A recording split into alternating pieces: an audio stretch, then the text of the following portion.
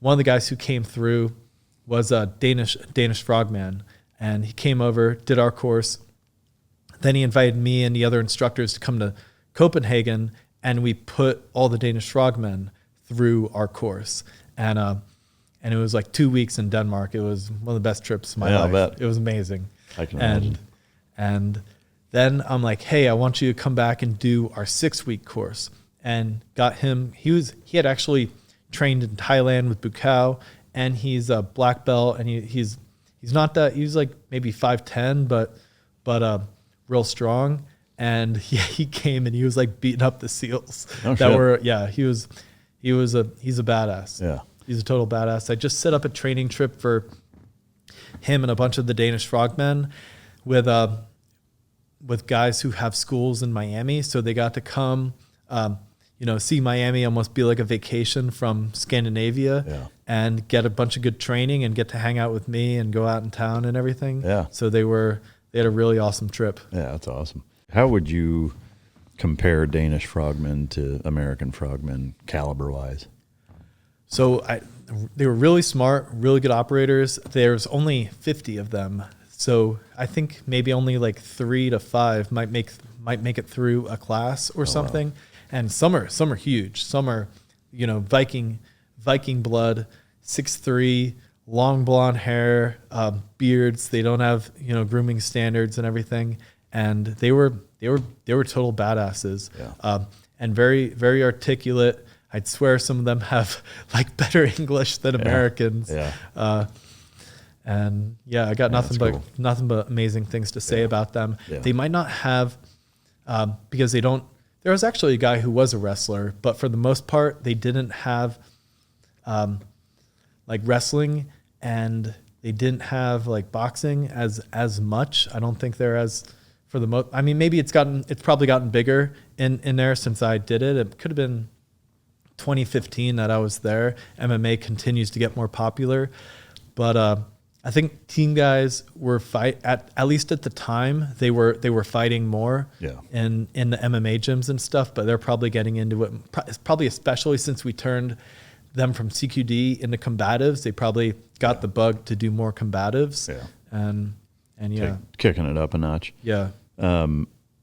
During the course and what you guys would teach in your Combatives, as far as on the strict jiu-jitsu side, in terms of actual submissions, which ones would you guys teach for such a basic course? I would teach the guillotine. I would teach defense from the guillotine. I would teach rear naked choke and teach the defense to that. And what else for the submissions?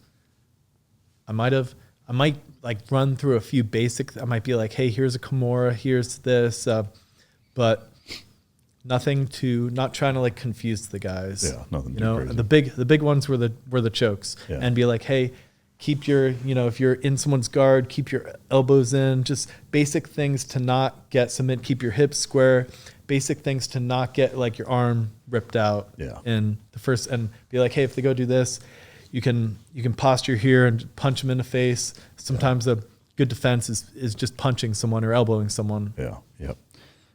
Did you ever have any students while you were there as an instructor, students that would come in and would hand you guys your ass? Actually I don't know if we wouldn't be sparring the students like super hard. I would a little bit. We had a guy who had been like he was actually a SWIC guy, and he had been a training partner for Roy Jones Jr. Oh, no and shit. He was a really good boxer. Wow. Really good boxer. I did spar him a little bit, but I think I had just gotten back into it at that point. I wasn't, when I finished, I was like a much better Muay Thai striker than when I started, obviously. But I mean, he wasn't trying to kill me or anything. Like, it wouldn't have been smart either. Yeah. How much of that was with Jocko? Like, was he running it at that point? He was retired. He was retired. Yeah, okay. So after I went to, after I got back from Iraq, he had retired, and then he was running Victory, and I trained. That was I still had like 2 years where I trained at Victory before I went to Combatives. And then we kind of had a deal with the Arena MMA. So then we all trained with the Arena, and they were we'd have all these pro MMA fighters come and train us. Oh, okay. And they were awesome. And yeah, I was still like friends with Jocko. Yeah. But I wasn't training with him at that point. Yeah. I know obviously you haven't trained with every UFC guy, but you've trained with quite a few high-level black belts in the competitive jiu-jitsu space, as well as a lot of different MMA fighters that were pretty high-caliber guys. Is there one guy that stands out above everybody else in terms of who is the most impressive to you? Yeah, I'll say Brian Ortega was a straight ninja. Yeah. Straight ninja. Just a killer, so tough. We'd run stairs, we'd hit mitts, and also he was just such like a good, generous person too. Like he came down and we ran the Gracie, I think it was called the Gracie Survival Tactics, and him and Henner came down and taught it at the when it was the Elephant Cages in the Thunderdome.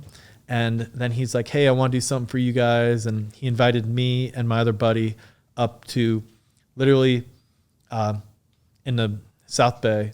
And we'd go to like Anderson Silva School. We would train in the cage at Anderson Silva School. We would go to the Gracie, Jim and Torrance with Horian, train there, and be in like the private room. There'd be like, Henner would be training Ronda Rousey back when Ronda was the champion, and be showing us all this stuff.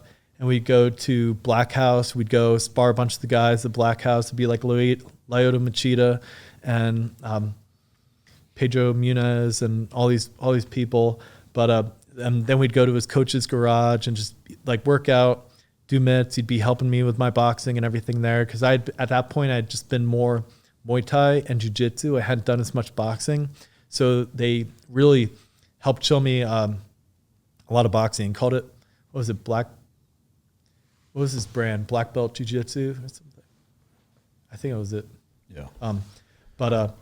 So it was just in just like a week of training. I did that twice, trained with them for a week. A few months later, went back, trained with them for a week, and I was like a whole nother level because of that. Yeah. Oh yeah.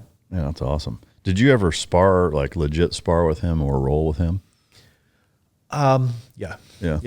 He wasn't trying to like kill me, but it'd be times I'd be like punching him, doing stuff, and all of a sudden he'd just like boom, like nail me. I'd be like, oh damn, that was good. That was good. He had a lot of power. You see, he knocked out a lot of guys in the UFC and everything, like Frankie Edgar and all these guys that never. Yeah. And did you roll with him? Yeah. And he's pretty dangerous on the ground too. Super slick, really good submissions, just like a submission monster. Yeah. Could you hold your own with him, or did he just outclass you? He was a lot better than me for sure. I'd be like, I didn't want to just be defensive the whole time, so I'd be trying to do stuff too, and I was a little bigger than him, so that definitely helped me. And like wrestling as well, I could probably hold my own a little, because he wasn't a wrestler and I was a little bigger, but he had really good endurance. So it'd be times we'd be sparring, and I knew, because I had actually been the first time I went, I was in Australia for a month. I went with AJ Agazarm, and we were just like skydiving, and AJ taught some jiu-jitsu seminars, and we went all around the country. I was diving the Great Barrier Reef and doing all this stuff, and we did a lot of partying there as well with like Australian girls and everything. Yeah. So I came back, I wasn't in the best shape. I'd be sparring with Brian. I'm like, oh, he's just waiting for me to get tired, and then he'd just like take me out. Yeah, that's awesome. Because he had like incredible endurance. He would do like, when he would train, he would do like 10 5-minute rounds and stuff, doing mitts and everything. Yeah. He has incredible endurance. Yeah.